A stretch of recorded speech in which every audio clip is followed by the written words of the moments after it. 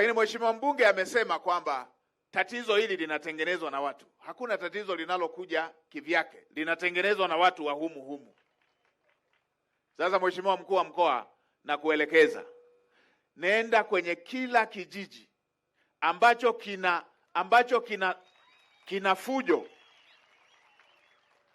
ambacho kinatuma vyombo vyako, ujue ushiriki wa wale ambao wameuza ardhi kwa mazingaombwe. Futa serikali nzima, futa yote, futa wote.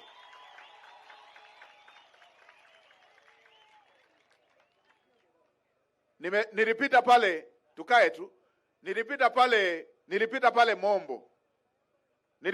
Mombo, nikakuta hivyo diwani anapambana kuhakikisha ardhi ya kijiji inabaki. Mwenyekiti wa kijiji na serikali ya kijiji na mtendaji bize wanatembea na mihuri, rushwa. Nikamwambia futa mbali, futilia mbali na hatua zichukuliwe. Hatuwezi tukawa na watu tumewachagua, tumewapa dhamana, tumewapa heshima, wanazunguka na mihuri na rushwa, wanasababisha jamii nzima tugombane. Hatuwezi tukabaki na watu wa aina hii. Na atakayefanya kiburi, mkuu wa mkoa, nimekupa hao maelekezo, weka ndani, tia adabu. Ndio haya mambo haya yanasababisha jamii nzima inagombana kwa sababu ya maslahi binafsi, kwa sababu ya rushwa. Hatuwezi tukaendelea kuyavumilia. Ndio, kwa hiyo itisha mkeka wote, sehemu ambako kuna malalamiko, kuna rushwa, kuna nini, tuma vyombo vyako. Wakishakuletea taarifa, nenda kafute wote. Na chukua na hatua. Ndio. Kwa nini nasema hivi? Ndugu zangu wana Simanjiro, tukifanya mzaha na migogoro hii ya ardhi, itatufikisha kwenye ugomvi wa sisi kwa sisi ambao unatishia utanzania wetu. Hili si jambo la kulichukulia kwa mzaha. Si jambo la kuleta mzaha nalo.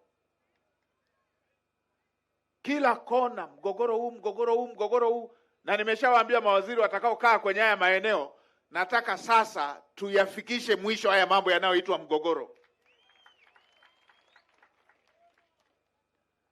Migogoro mingine ina umri wangu. Unaambiwa tu hapa ilikuwa hivi, hapa ilikuwa hivi. Na watu wetu wa ardhi wanaenda huko, wanatoa kibali hiki, wanaenda wanatoa na kingine juu. Wakishakula rushwa ya mwanzo ikaisha, wanachukua rushwa mpya kwenye eneo hilo. Wanabadilisha coordinate.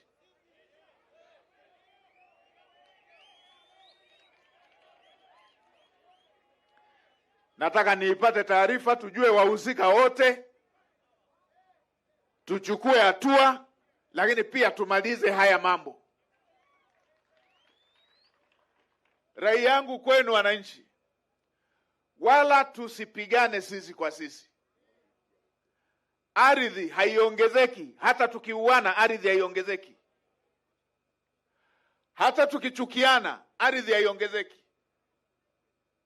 Hata tukipigana ardhi haiongezeki. Tunachotakiwa kufanya, tumalize migogoro hii na tupange vizuri matumizi ya ardhi na tuheshimu matumizi hayo tuliyopanga.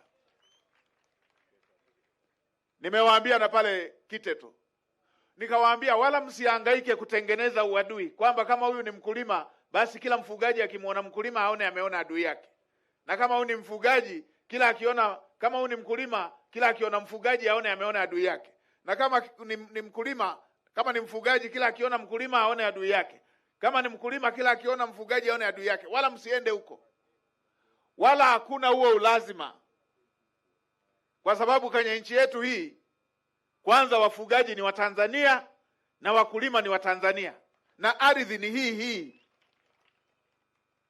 Hata tukichukiana haiongezeki. Tunachotakiwa tupange matumizi bora ya ardhi hiyo na tuiheshimu matumizi hayo tuliyopanga. huu utaratibu wa kugombanishwa hivi tutachukiana bure, na tukichukiana hivyo hatutakuwa na taifa.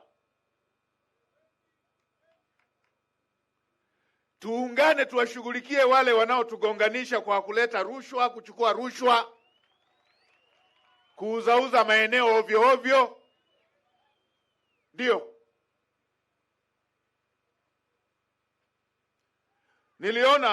nilisema hili na vijana wetu, waheshimiwa mawaziri pamoja na wataalamu wataifanyia kazi kwa kina, na mimi nitapata taarifa yake.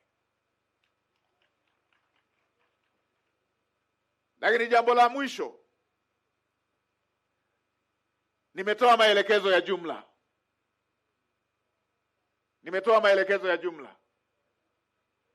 na naibu waziri wa maji yuko hapa na naibu waziri wa TAMISEMI yuko hapa. Miezi 6 baada ya bajeti hii, sitaki kusikia habari ya wanafunzi wamebeba vidumu vya maji. Nataka kila shule maji yachimbwe. Rais amenunua mitambo ya kuchimba maji, ipo kila mkoa, tuweke kwenye bajeti tuchimbe. Na kama eneo hilo maji ya kuchimba hayapatikani, rais amenunua mitambo ya kujenga mabwawa, yajengwe mabwawa, maji yapatikane. La pili, miezi 6 baada ya bajeti mpya, sitaki kusikia kuna upungufu wa matundu ya vyoo. Kwa nchi yenye rasilimali nyingi kama hii, ni aibu kusikia watoto wanapanga foleni kwenda kwenye kujisaidia. Sasa kwa sababu ya hali ya hewa na muda unaenda, nimalize jukumu la mwisho. Na washukuruni sana. Basi nipate kuwasikiliza wawili watatu.